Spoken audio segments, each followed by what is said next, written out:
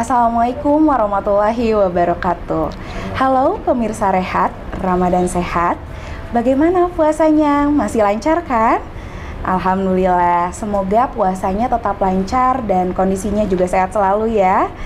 Pemirsa, dalam program Rehat Ramadan Sehat kali ini, pemirsa akan ditemani oleh saya Dr. Afi dan bersama tamu istimewa saya, Dr. Yudo. Dan tema kali ini adalah tentang keluar flek saat Ramadan, boleh nggak ya berpuasa? Oke nih dok, kalau gitu kayaknya kita langsung aja ke pertanyaannya. Siap. Boleh dok? Mangga. Oke, iya. Dok, boleh tanya nggak dok? Gimana? Kalau flek itu tuh sebetulnya sama kayak menstruasi nggak ya? Oke, jadi flek ini berbeda dengan menstruasi ya. Yang kita sebut dengan menstruasi ini datang keluarnya darah dari kemaluan, itu biasanya rutin per bulannya ya. Sedangkan kalau flek ini biasanya keluar darahnya di luar dari siklus menstruasi itu, di luar dari siklus bulanannya. Jadi kalau kita bahas dulu nih masalah anatominya nih, jadi yang namanya rahim itu ada 3 lapisan ya, nggak cuma satu aja. Jadi ada lapisan luar atau yang kita sebut dengan lapisan serosa ya, kemudian juga ada lapisan tengahnya, lapisan otot ya, kita sebut dengan lapisan myometrium, dan juga lapisan bagian dalamnya kita sebut lapisan endometrium. Nah, yang dikatakan menstruasi ini ada terjadinya peluruhan lapisan endometrium itu. Oh, ya, jadi yang di dalamnya itu ya, ya bagian dok? dalamnya itu nanti akan melurus setiap bulannya karena pengaruh-pengaruh dari hormon selama siklus menstruasi, kemudian nanti terjadi peluruhan. Nah, pada saat terjadi peluruhan itu yang kita sebut dengan menstruasi. Lamanya sekitar 5 sampai 8 hari rata-rata. Berarti ya, normalnya 5 sampai 8 hari ya dok ya, kalau menstruasi. Betul. Nah, ada kalanya di luar siklus bulanan tersebut ada keluar darah juga. Nah, itu yang kita sebut dengan flek. Oke, jadi berarti gitu. Kalau kata orang flek tuh berarti bukan yang di siklus 5 sampai 8 hari itu, Dok? Iya, betul sekali. Oke. Berarti itu flek itu berarti beda ya, Dok, dengan menstruasi ya? Iya, betul sekali. Berarti flek itu sebetulnya keadaan yang masih bisa dibilang normal atau enggak sih, Dok? Ya, jadi tergantung ya, fleknya ini bisa dikatakan dia munculnya bisa juga karena suatu kondisi yang patologis atau penyakit ya, atau bisa juga suatu merupakan efek samping dari misalnya penggunaan KB ya, misalnya KB IUD, bisa juga KB suntik atau pil. Nah, itu kadang-kadang di luar siklus mens tuh ada muncul keluar flek darah ya, biasanya nggak banyak, hanya sekitar sehari saja berupa warnanya darah kecoklatan atau agak kehitaman seperti itu.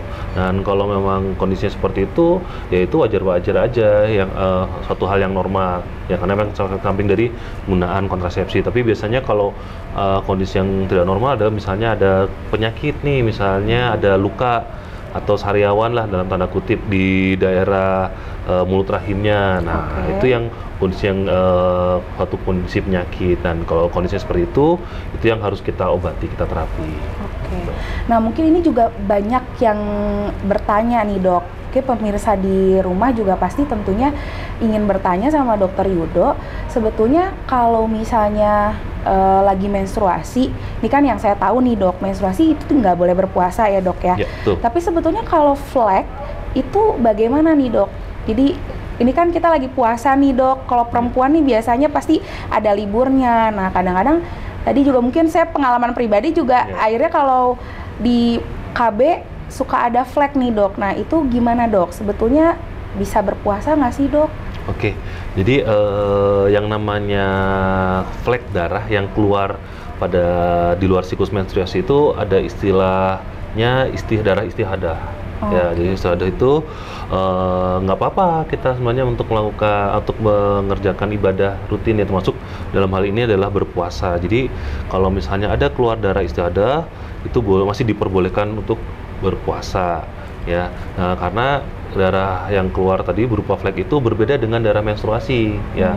Itu bukan suatu menstruasi. Kalau misalnya menstruasi sebenarnya sih ya keluar darahnya berbeda ya dengan darah istihadah. Jadi misalnya gini, ada misalnya kondisi si menstruasi kan nggak cuma keluar darah aja, ada yang kondisi lain misalnya ada payudara yang tegang misalnya seperti itu, atau ada perubahan mood. Nah kalau misalnya darah istiadah ini yang dirasakan hanya keluar darah aja, nggak disertai keluhan-keluhan yang lain misalnya seperti. Nah kalau misalnya bingung nih, ini darahnya keluar mens atau darah istiadah ya atau flek ya gitu. Kadang-kadang kalau misalnya menstruasi pada saat awal-awal kan kadang-kadang baru berupa flek aja gitu. Nah nanti untuk membedakannya dengan flek, gampangnya di situ, lihat aja, rasa-rasa aja gimana nih, adakah perasaan misalnya payudara tegang atau ada perubahan-perubahan mood seperti itu. Nah kalau memang tidak dirasakan hal-hal yang lain selain ada keluar flek, oke nggak apa-apa, lanjut puasanya aja, nggak apa-apa.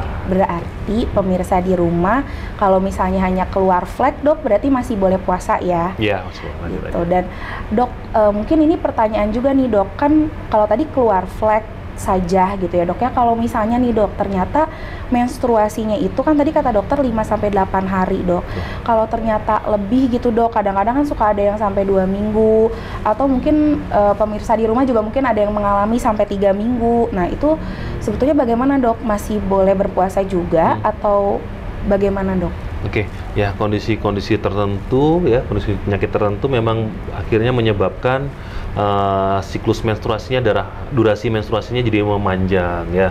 Misalnya ada penebalan dinding endometrium tadi ya, atau misalnya ada miom ya, ada tumor di rahim, itu juga nanti bisa menyebabkan darah menstruasinya memanjang, bisa sampai 2 minggu, 3 minggu. Nah, kalau kondisinya seperti itu ya kita rata-rata sih kita ambil aja durasinya perpanjang bisa sampai 5 sampai misalnya sampai 8 hari atau 10 hari. Nah, lewat dari sana udah nggak dikatakan darah menstruasi lagi yang keluar. Nah, udah dari darah istiadah. Oleh karena itu, kalau sudah lebih dari 10 hari udah lanjut puasa aja. Atau gitu. 14 hari itu ya dok, boleh. yang katanya darah istihadah itu ya dok? Iya betul, kalau udah seperti itu lanjut berpuasa aja. Berarti mungkin untuk pemirsa semua, kalau misalnya sudah melebihi dari 14 hari berarti boleh ya dok puasa, dan mungkin kalau flek juga tadi masih boleh puasa ya dok ya. Nah dok, ini mungkin juga banyak ditanyain nih sama pemirsa semua nih dok. Kalau dok kita pengennya nggak libur nih dok puasanya, nah itu gimana dok? Bisa nggak ya?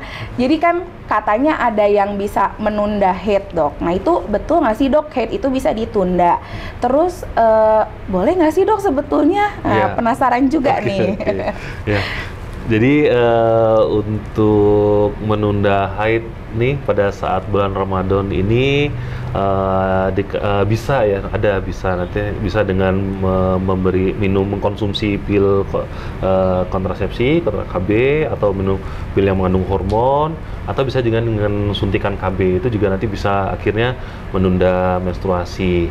Itu ada ada dosisnya masing-masing supaya nanti bisa efektif. Nah, kemudian untuk boleh atau enggak nih, nah ini kalau boleh atau enggaknya ini ada beberapa pendapat ulama ya, tapi kalau dari saya sih ambil acuannya ke MUI ya, dari fatwa MUI-nya mengatakan kalau seandainya menunda haid ini misalnya dipergunakan untuk menunda pada saat perjalanan haji atau umroh, ibadah itu boleh, hukumnya mubah, boleh ya. Tapi kalau misalnya tujuannya untuk menunda haid pada saat bulan Ramadan, bulan Ramadan, itu hukumnya makruh. Hukumnya makruh, kecuali, nah ada kecuali nih, apabila si wanita tersebut mengalami kesusahan, ya, apabila nanti harus menggantinya, membayarnya di kemudian hari, nah itu baru hukumnya mubah, boleh. Ya, selama tidak membahayakan si penggunanya tersebut. Membahayakan. Jadi misalnya membahayakan gini, ada beberapa kondisi, misalnya pasiennya punya risiko penyakit hipertensi, ada hipertensi, ada penyakit jantung. Nah, itu apabila dengan menggunakan konsumsi pil penunda menstruasi yang mengandung hormon, itu bisa meningkatkan risiko penyakit itu, ya, jantung dan pembuluh darahnya tersebut. Kalau kondisinya seperti itu ya jelas kalau dikonsumsi kan oleh membahayakan, hukumnya nggak boleh, itu malah membahayakan. Jadi berarti dok, kalau gitu dok, boleh nggak dok kesimpulannya sebetulnya bagaimana dok kalau misalnya nih yang perempuan ini pemirsa di rumah mengalami menstruasi terus ternyata ada flek tadi, jadi bagaimana agar mungkin kesimpulan ya dok ya, kesimpulannya saat Ramadan itu bisa lancar ibadahnya dan lain sebagainya gitu dok.